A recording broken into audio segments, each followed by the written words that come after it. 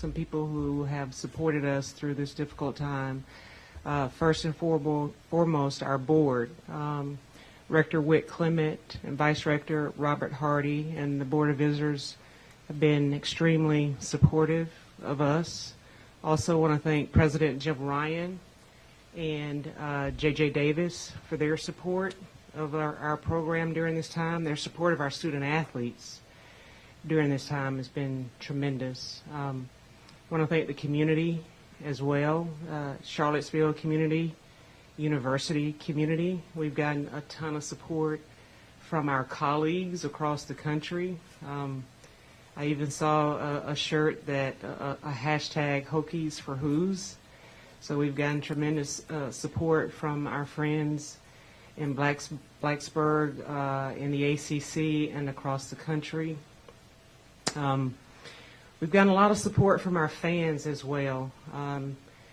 You know, we compete hard, and you know, this industry is very, very competitive. But our fans have been remarkable and shown tremendous support to Coach Elliott, to me, to our department, to our university, but especially to our student athletes. And that has been a source of comfort for them to see how much support there is out there. So thank you for being here today. You know, I would echo a lot of the comments that Ms. Carla just made. Extremely traumatic and hard time for our team, our program, our institution, our community, and just grateful to all of those who have reached out in support at all levels. My heart's hurting right now for, again, our university, our community, the team, the players, their families, the young men whose families have been impacted the most.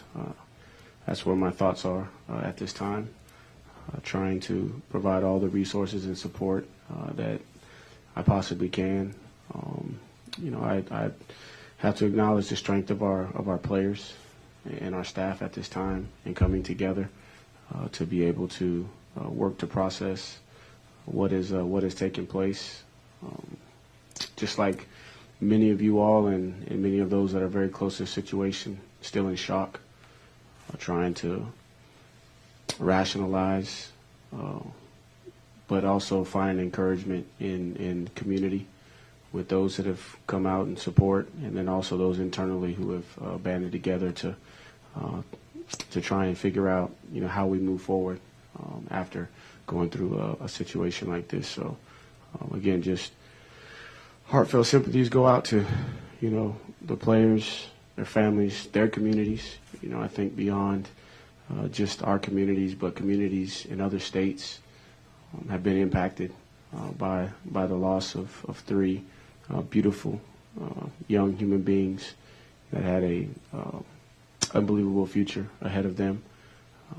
But the message to the team is we're going to celebrate those lives going forward and the impact that they've made thus far and the legacy that they're going to be a part of helping us establish going forward.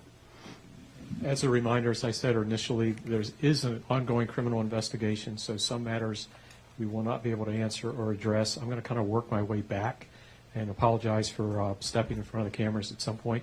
If you can identify yourself and your news organization with your first question, and also who your question is directed to, we'd appreciate it. I'll start with Preston. Yeah, Tony, if you could just kind of describe the past 24 plus hours just with the team and kind of how y'all have approached this past day. Yeah, it feels like it's a nightmare, to be honest with you. And I'm ready for somebody to pinch me and wake me up and say that this didn't happen. You know, it's been I don't even know how long it's been since it happened. It's been you know, the minutes can't go by fast enough. The approach with the team is, you know, once we were given the clear to communicate, we immediately got the team together and just started the process of grieving together and fellowshipping and trying to make sure that nobody was isolated, that everybody was together, pooled all the resources that we could from a counseling standpoint to give these young men the support that they need. The first meeting was really, really tough. Really, really, really tough. Today was much better. We were able to transition from the pain to finding a little bit of joy in celebrating the lives of Lavelle, Deshaun, and Devin. And so today started probably how the last 2 days have started, but it ended a lot better. And I think, the guys are on the road to healing, but it's going to take some time.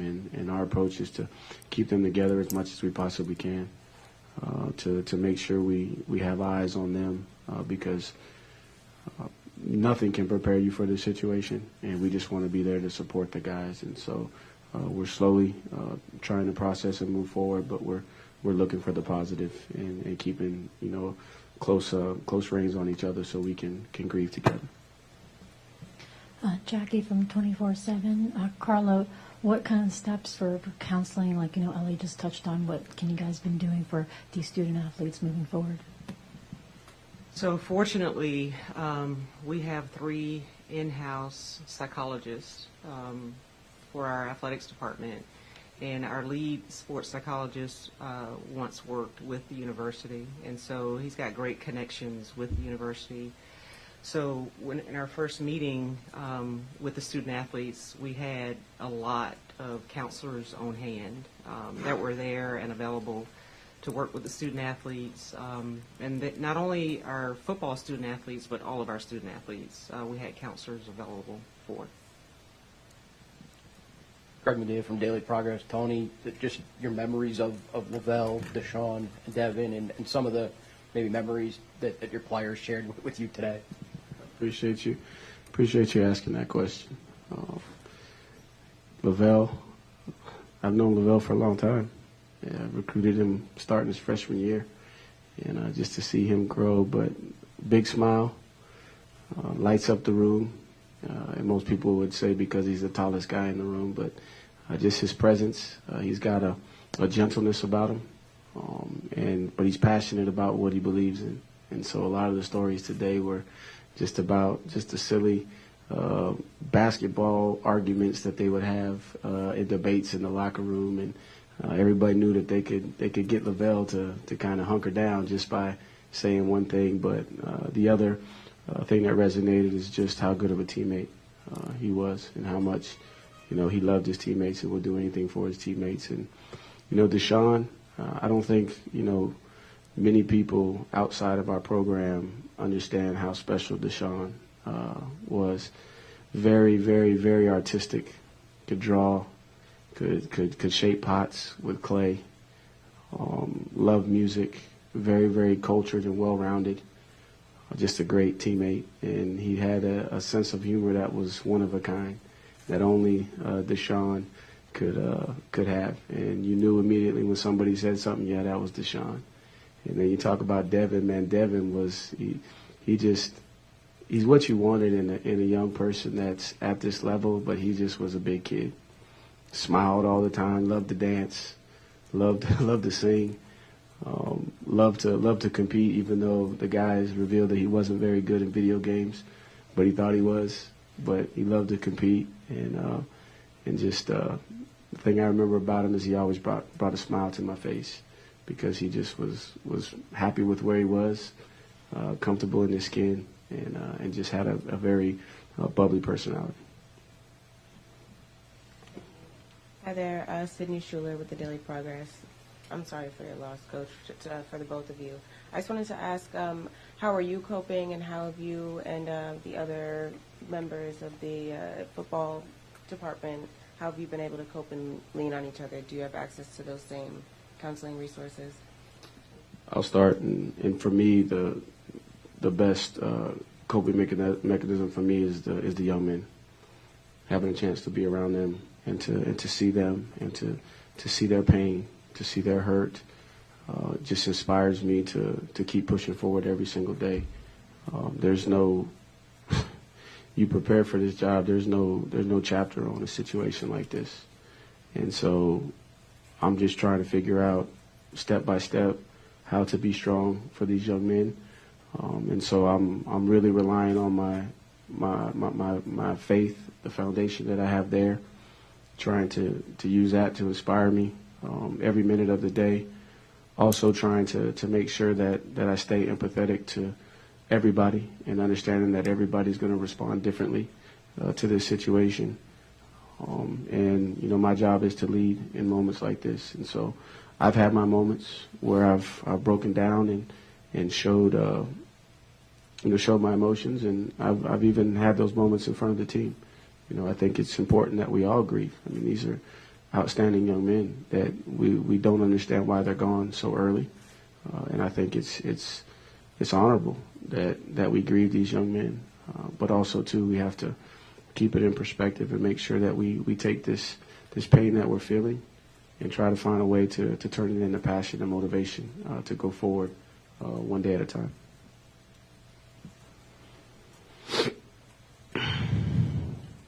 Hank Hurst with AP. Tony, I know you've dealt with this before at Clemson, kind of a similar situation. What kind of signs do you look for to kind of gauge where the players are in their grief, to kind of, be aware of that? And what do you guys do going forward in terms of schedule and all that stuff? Yeah, so I think right now it's a little early to be trying to find, the signs. I think everyone is still in shock. Everyone is trying to process their emotions and figure out the proper way for them to grieve.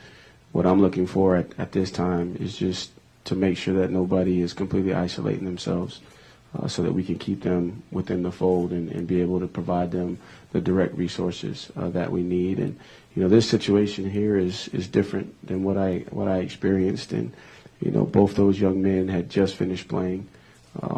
And they were close to the team, but not still on the team.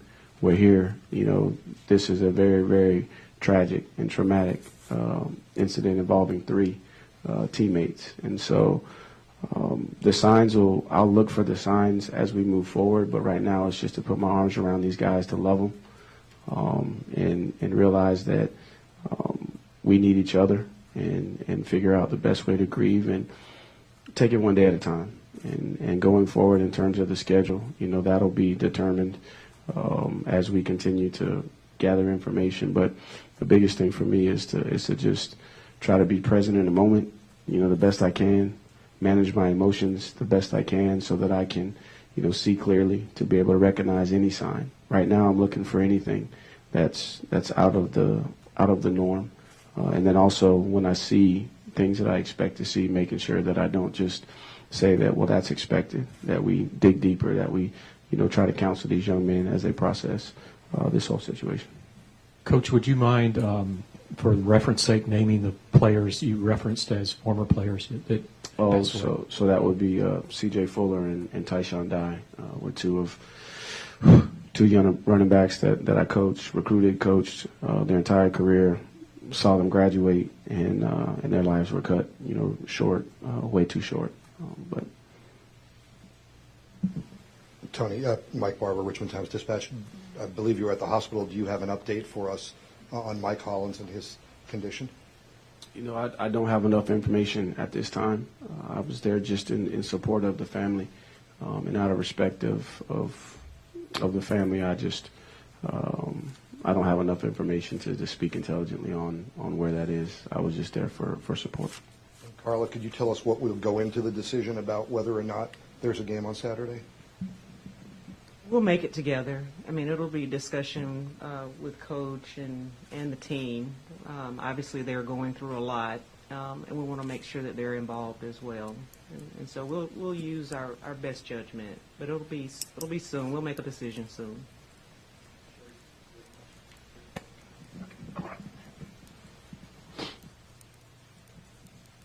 Tony, Gene Wong with the Washington Post.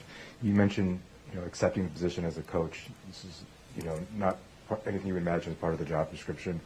As a parent, though, and how do you address your family and about what's happened, and what do you tell them? That's tough. My wife she's she's right by my side, handling things well.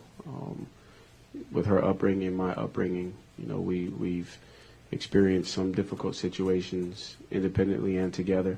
The tough part is my boys and my 9-year-old, and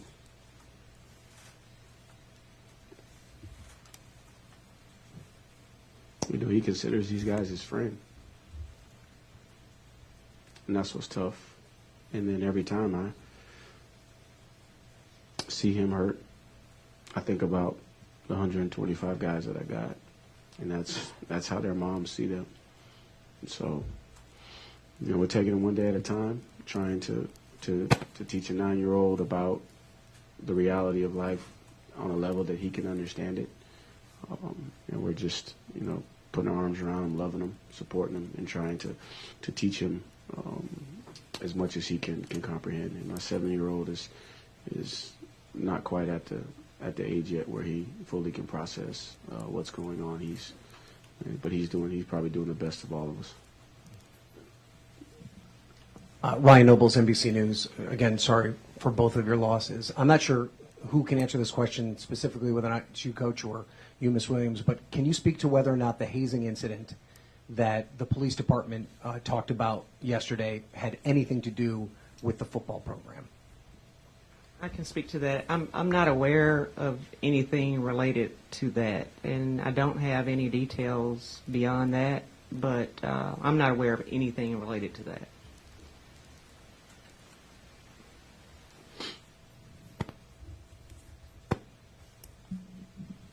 Ross Dellinger, SI. Carla, any details on what led up to this on the bus, the incident at all? No, and really anything related to the investigation, I won't be able to speak to, so sorry. One more thing, the vigil last night, the thousands of students, curious if you guys saw videos or were there or saw pictures and what you made of that support. Yeah, and I meant to thank the students in my opening remarks. I was there, and with my son and his friend, it was amazing. It was remarkable to see all of those students out there supporting their classmates like that. Was healing, quite frankly, and and there were a lot of student athletes there from different sports. There were a lot of coaches there because everyone wants to support Coach Elliott and wants to support this team. And so for this university and its students to do something like that in the face of this difficulty was really healing. Yeah, Dan Walken, USA Today. Carla, since this happened yesterday, how much internally in the athletic department have you all gone back to try to research the accused killer and what role he might have played with the football program previously? We have really focused on our players and their families, and it's so shocking that you just want to love on our players.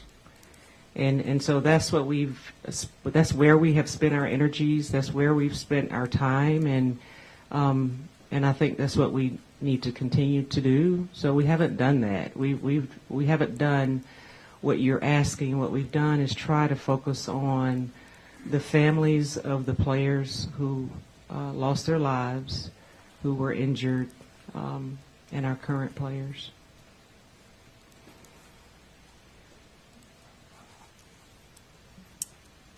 Darnie, USA Today for the win. There are players that have transferred out since last year, and there are coaches that were here that coached and recruited these players. What has that process been like with regards to reaching out to? I know Bronco was in town. You saw Jim Harbaugh talk about Olu. What has that process been like, trying to make sure those players are in the fold, and even Wisconsin, announcing statements about how Devin and Chandler impacted their community as well? Yeah, I think we've heard from people everywhere.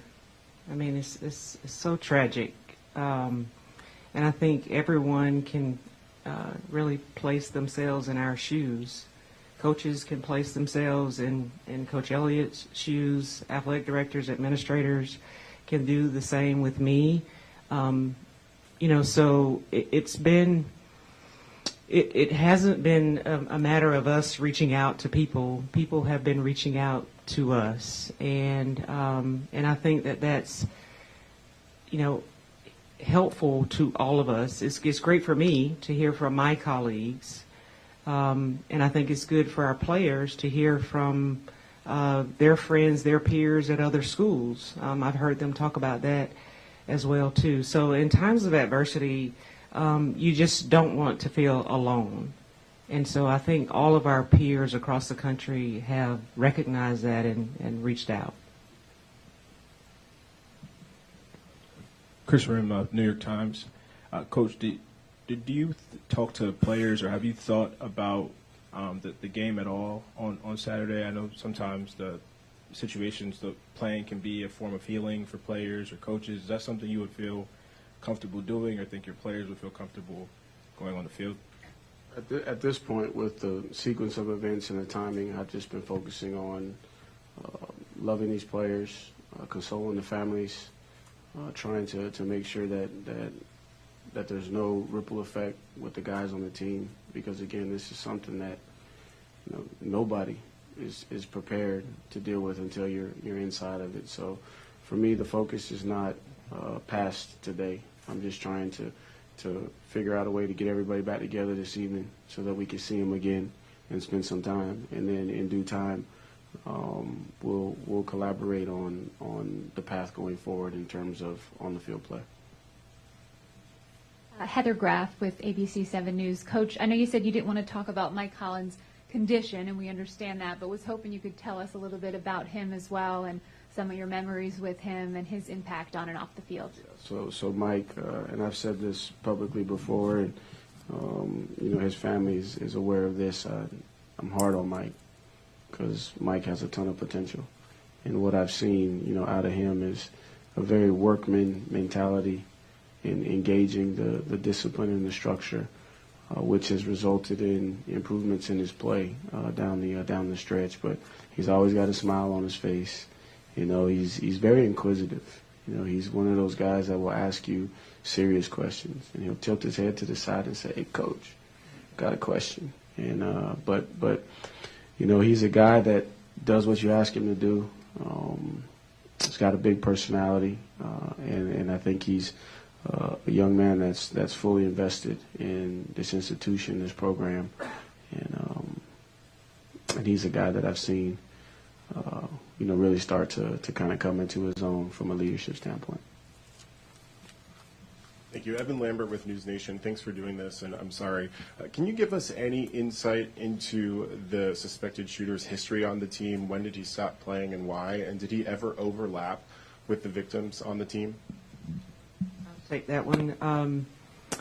What I do know is that the young man was a student beginning in 2018 and was a walk-on for one semester with our football program. And I don't believe there was no overlap, and so I don't know if there was any interaction outside of the class. Hi, I'm Eva Serva with the Cavalier Daily. I'm just curious how students and faculty members and community members can support not just the football team, but the entire Virginia athletics community, all student athletes. We've been working with the university, in particular Robin Hadley with Student Affairs, and she's talking with student leaders about how we can honor our 3 student athletes moving forward and support the team. We've had several meetings with the university in this regard, so we'll continue to do those. But working through, as a student, working through the student leadership groups, that's where we're getting some information, some feedback from those groups as to how we can support the team moving forward. Carla, do you want to give an update on our other athletic teams this week? So the only athletic event that we canceled was the men's basketball game last night, and we'll continue on with our normal schedule for the rest of our teams competing this week, several in postseason. Faith Abube, ABC News. My condolences to you both, Ms. Williams and Coach, as your team and your players are trying to deal with their grief and process everything? Are they coming to you with questions? What are they asking, and what are they finding hard to process? I'd say the biggest questions right now are how are the families of their deceased teammates?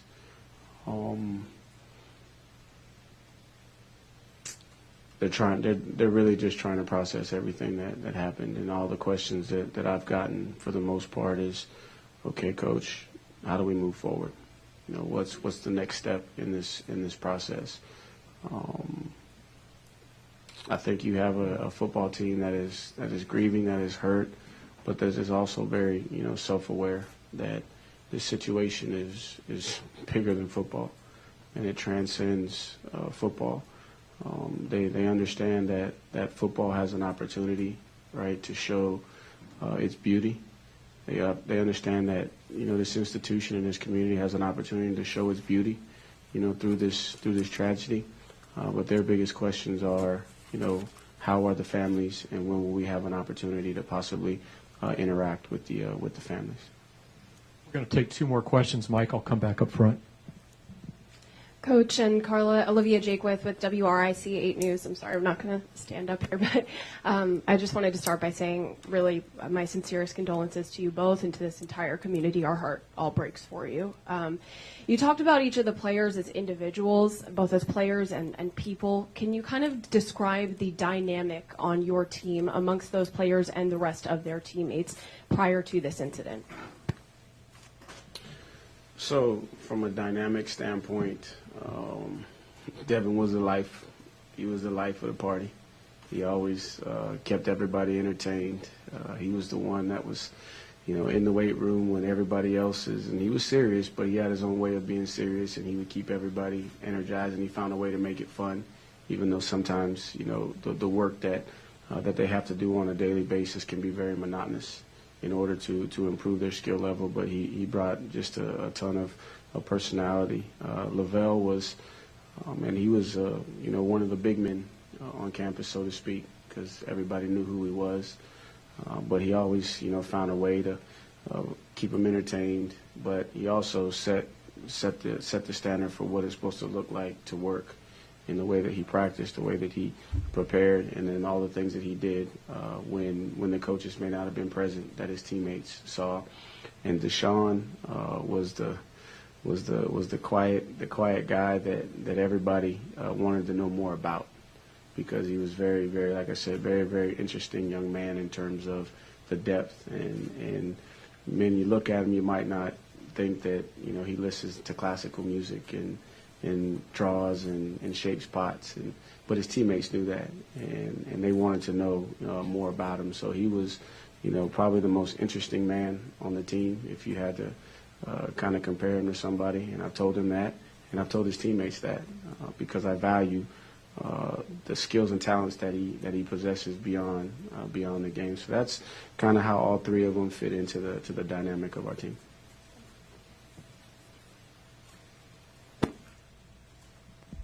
Tony, I understand there's a lot of logistical issues in this question, but if you've thought, Mike Barber from the Richmond Times-Dispatch, if you've thought about, do you want to take the team to these players' funerals?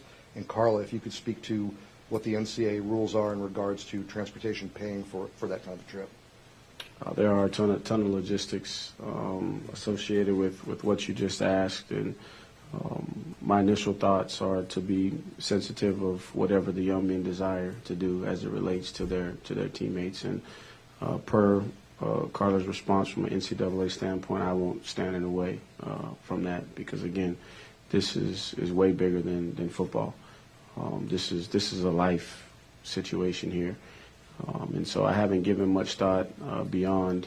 Okay, we don't even know those details at this time. So, but my initial thought is to support them in whatever they decide that they want to do, and support the families, you know, because, again, not only is this community impacted, but I think about the community in North Carolina, the community in Florida, and the community in South Carolina that are impacted by this tragic event. The rules are permissive, so we'll do whatever it takes that helps our players heal and support the families of our three players. Only one piece of information. Chief Longo told us yesterday there were about 25 people on that bus on that trip. Were any of your other players on there who weren't injured, but were they on that bus on that trip? I'll answer that by saying that's something we feel is involved with the investigation, so we won't cover that at this time. I want to thank everybody. Carla and Tony both have to get back to matters with the team and the family, so we were going to try to go about 30 minutes, and we're right at that. So thank you for your participation today. And we do have a workroom back here if anybody needs a little workspace. We're happy to accommodate, and let us know if there's anything else we could do. We will have a transcript from ASAP that we'll email out to everybody very shortly.